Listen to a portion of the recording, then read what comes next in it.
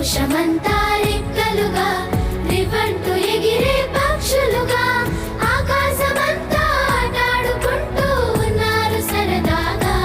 ఒకరేమో సీను ఒకరేమో జున్ను కలిసారే ప్రాణంగా కురిసారే వర్షంగా.